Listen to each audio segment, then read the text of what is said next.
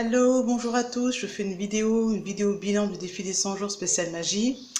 J'ai attendu pour faire cette vidéo, j'avais envie de la faire avec la joie et la bonne humeur.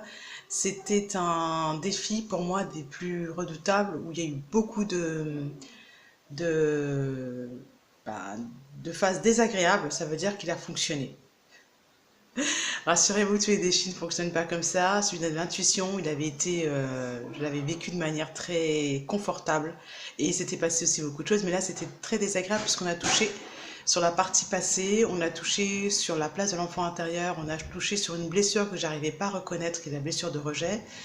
On a travaillé sur plein d'aspects qui là, en réalité, sont des aspects qui sont moins agréables, plus parce que quand on fait du développement personnel, on a l'impression que quand on a fait ça, c'est bon, maintenant ça va aller, etc. Alors qu'en réalité, eh bien, on va aller un petit peu plus loin dans son développement. Et voilà, il y a un peu l'ego qui refuse de lâcher une certaine partie de sa personnalité. Donc, quand ça bouge beaucoup comme ça, c'est très difficile d'aller faire une vidéo. Et pourtant, c'est ce qu'il faudra faire. J'ai été bluffée, j'ai pas encore terminé, comme je le disais, par le coaching de Peggy et Jeff, que franchement, je vous recommande. Je vous remets encore le lien en barre d'infos pour avoir une réduction dessus. C'est un coaching qui, honnêtement, dans ma vie de tous les jours, même si j'ai pas changé de travail encore, me permet d'être à l'aise dans mon travail, me permet de ne pas être dans la routine et dans la joie. C'est-à-dire, il y a tellement de choses qui se passent et c'est fait tranquillement avec douceur. Puisque si vous voyez un peu les vidéos de Peggy, voilà, c'est une femme qui est très douce. Ça se fait en douceur, vous avez des prises de conscience, vous avez la bonne information. Alors après, moi, je suis pas d'accord sur tous les aspects de certaines parties du coaching parce que j'ai déjà beaucoup travaillé, beaucoup lu. Je suis arrivée sur ce coaching-là en ayant déjà quand même bien, on va dire, débroussaillé le terrain, comme on dit, bien regardé les points sur lesquels j'ai des points d'achoppement.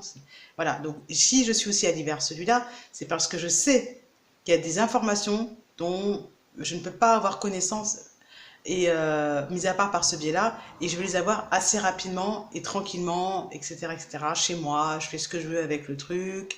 Si j'ai envie de revenir sur un rayon, je reviens. Si je veux passer un rayon parce que je trouve que je souhaite améliorer ma communication, j'améliore.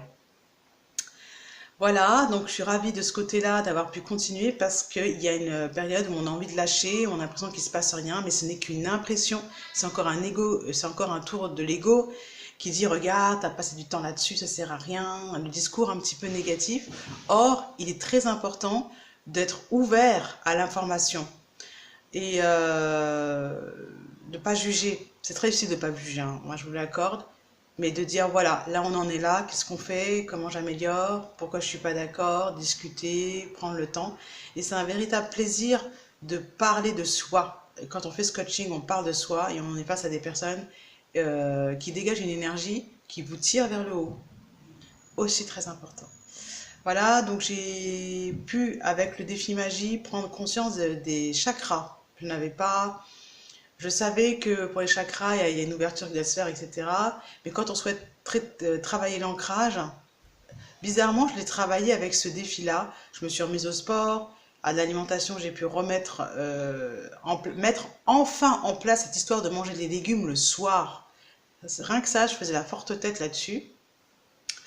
Je dis pas que c'est réglé, je dis simplement que là, je me suis relancée. Ça m'a pris plus d'un mois et demi pour me remettre les légumes dans mon alimentation, ça avait carrément disparu. Moi, je lutte pas quand il y a un truc qui va pas, je laisse, je vais jusqu'au fond. Et après, je remonte. Voilà, on s'aime ou on s'aime pas, on s'accepte tel qu'on est ou on ne s'accepte pas. En fait, j'ai tellement de choses à dire pour le défi. Je voulais simplement je vais pas entrer en détail de tout, simplement dire que dans tous les rayons, on va dire, de ma vie, il y a eu une petite amélioration, un petit plus. Alors là, j'ai mon fils qui a changé. J'ai pu trouver une nouvelle personne pour garder mon enfant qui correspond plus à ce que je recherche et par rapport à ma situation aussi qui me rassure. Donc, évidemment, je me sens de plus en plus en sécurité en faisant tout ça. À bientôt!